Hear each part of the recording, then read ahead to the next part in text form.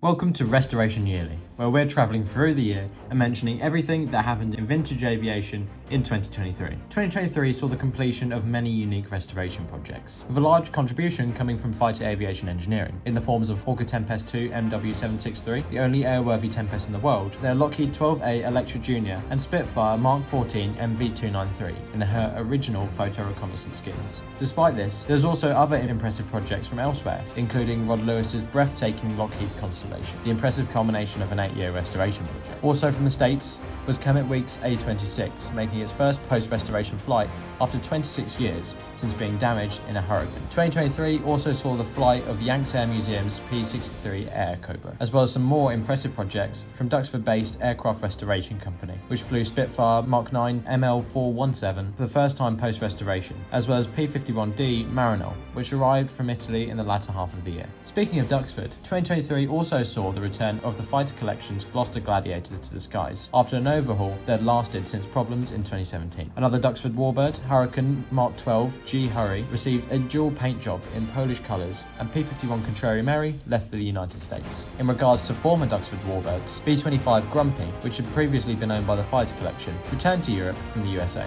Other restoration projects this year include the Blackbush Heritage Trust Vickers Viking, nicknamed Vagabond, which arrived in April at Blackbush Airport, the arrival of the Vickers Valiant and Halley Page Victor cockpits at IW and Duxford Restoration, and the commencement of the National US Air Force Museum's B-17 The Swoosh Restoration, the oldest B-17 in existence. In addition to this, a notable static restoration that has been unveiled this year was Kent Battle of Britain Museum's Junkers Ju-52, which underwent a complete paint strip and repaint. The aircraft is formerly of RAF Cosford, which also saw the unveiling of their own Vickers Wellington bomber, the culmination of a restoration over a decade long. Now, in a year of such highs, as we have seen, there are of course the lows. For instance, this year we lost some icons in aviation, including Caroline Grace, world-renowned Spitfire pilot famous for flying ML407, the Grace Spitfire, restored by her and her husband Nick Grace, another famous name in aviation. 2023 also saw the passing of legendary aviator Sir Tim Wallace, a New Zealand-born entrepreneur who initiated Warbirds over Wanaka and drove the restoration of numerous historic aircraft. As well as the loss of some key figures in the aviation scene, we also lost aircraft from our skies. For instance, the most notable being Sea Vixen FAW.2 Foxy Lady, previously of the Navy Wings Heritage Flight, being permanently grounded. The aircraft had not flown since 2017 when it suffered a wheels-up landing at its Yeovilton base, and was previously the fastest privately owned jet in Europe and a major pull at air shows in Europe.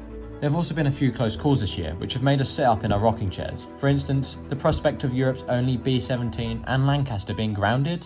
Yes. In May of 2023, all B-17s were grounded due to spar issues brought up by the FAA. Immediately, Duxford's Sally B was grounded to ensure the appropriate NDT, non-destructive test checks, could be carried out. After 5 weeks of being grounded, the aircraft was allowed to fly again, with many aviation enthusiasts taking a sigh of relief. But this was not for long. Yes, if our hearts hadn't already gone through enough in the months prior, June saw the grounding of all Merlin-powered BBMF aircraft, which is pretty much all of them, apart from Griffon-powered Spitfires and Chipmunks. This was due to a fault in the Merlin engine. However, the flight was cleared to take off again in early July. Now, going on to museum news of the year, starting with the unfortunate closure of Cornwall Aviation Heritage Centre. The museum, which occupied former RAF St Morgan, now known as Newquay Airport, had been in battles with the local council over its eviction, and it was given just a week to remove its aircraft, including most notably a Vickers VC-10, Vickers Varsity, BAC 111, and more. Some of the aircraft sadly were dealt to the scrap man. However, many have been saved by individuals and museums. Now, on a more positive note, the Flying Heritage and Combat Armour Museum reopened this year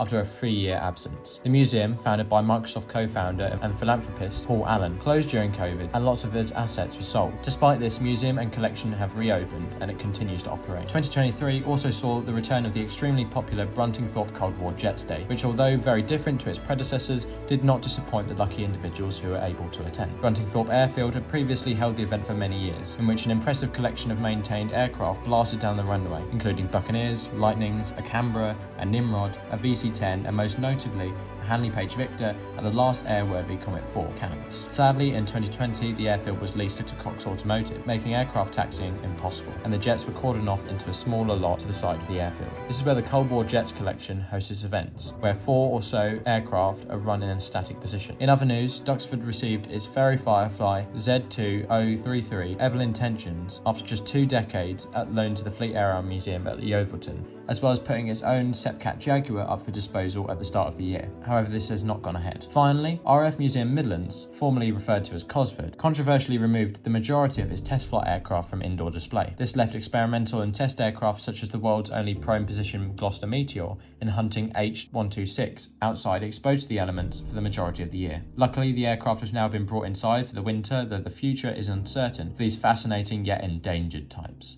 2023 also saw the full force return of air shows post-COVID. This included the triumphant return of Flying Legends, the first time since it was kicked out of IWM Duxford in 2020. The air show had its flaws, of course, but one has to admire and respect the efforts made to put on the event, and the brilliant show which was put on despite being the same days as RIAT and being held up north, as opposed to its southern base at IWM Duxford. Notable aircraft that attended included the Flying Bulls B-25 and P-38 Lightning, as well as numerous fighters from all around Europe. Speaking of notable aircraft this year, by far the most notable was the Messerschmitt Me-262, the world's first jet-powered fighter, which made its UK airshow debut at RIAT in 2023. It was only able to perform on Sunday due to the awful weather, being escorted in by the Rolls-Royce Heritage Flight and BBMF. Other notable RIAT appearances were the Gloucester Meteor, two B-52 Stratofortresses, and the German Tornadoes, or Tonkers, displaying in an air-to-air refueling demonstration alongside a Luftwaffe A400 Atlas. 2023, as you can already tell, was a huge year for IWM Duxford, who not only obliterated their attendance records post-COVID, but celebrated half a century of Duxford airshows, with their flying finale on the very day the first airshow was held